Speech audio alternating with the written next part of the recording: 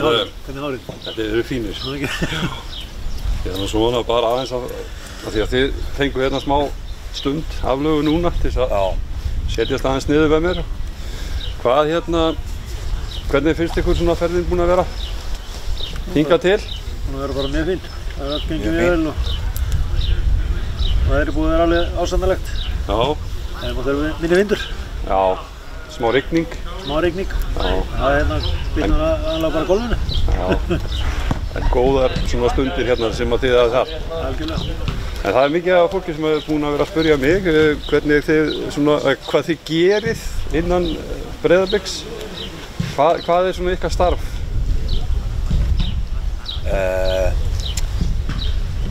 Við erum bara vatnsberar. Já.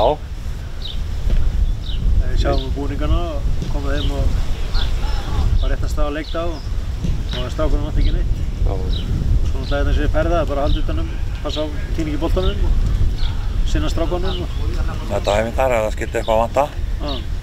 Svona inn á milli. Ekki allar en svona flestar. Já. Og aðstoða þjálfarana eins og við getum. Ég hef heyrt það líka að þið séu svolítið svona sálfræðingar fyrir leikmenn stundum. Það kemur fyrir. Nonni ríður svona meira kjaftið á en ég er miklu vægari því. Já. Við tölum íslensku hér. Já. Það er bara þannig. En svona hvað er framundan? Það er bara Pepsi Max-deildin. Pepsi Max-deildina. Og fyrsta sæti. Já. Við ætlum að vera þar. Við hljótum að leggja á stað. Það hljótu allir alltaf að keppa með fyrsta sæti. Gera betur enn í fyrra. Við lentum í Við erum ekki að vera að keppa 11. sæti, það? Aldrei. Það er bara ekki verið að gerast. Laumið þið á hverju svona sögu af leikmönnum. Hver er svona, þið náttúrulega umgangist þessa stráka svolítið vel og svona og hver er svona til dæmis aktífasti gaurinn í klefanum? Svona fyrir leiki, brjálaður, skapinu og... Þeir eru bara mjög dúlegir að peppa okkur náðan upp. Og hafa mjög mismunandi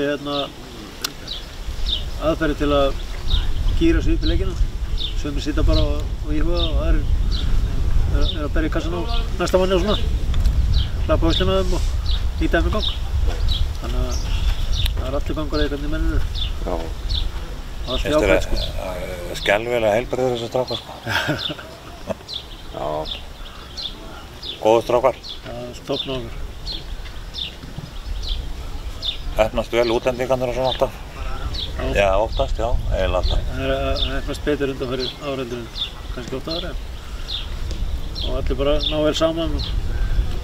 Við segjum nú eiginlega ekkert í klefanum á leikdegi, við bara vitum hvað hver sinn háttin á í þessu. Við erum bara að tökka til og búin til pláss fyrir það.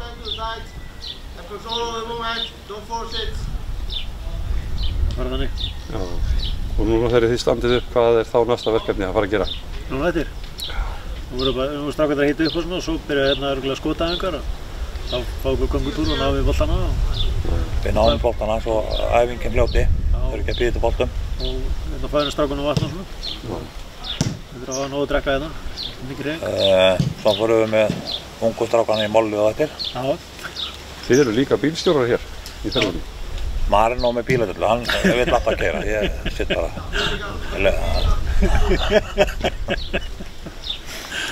En ég meina, náðu þið vel saman í þessu starfi? Já. Er verkaskiptingin ykkur? Hann er svona konan í þessu sambandi, hann lagar til eftir mér og herratrjánum, sko.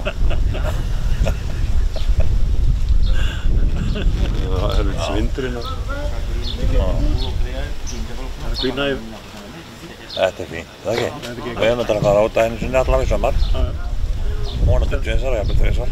Helst 3 svars. Já. Það er bara þannig. Það er svona spennandi tíma með Evrópukeppnina. Já, það var gaman síðast þegar við fórum. Við fórum nokkuð oft. Smá keyrsla, það var gaman, allir sáttir. Það er svona góðið. En úrslitin voru ekki nokkuð. Nei. Þetta er bara gott. Takk fyrir spjallið, strákar. Velkomin.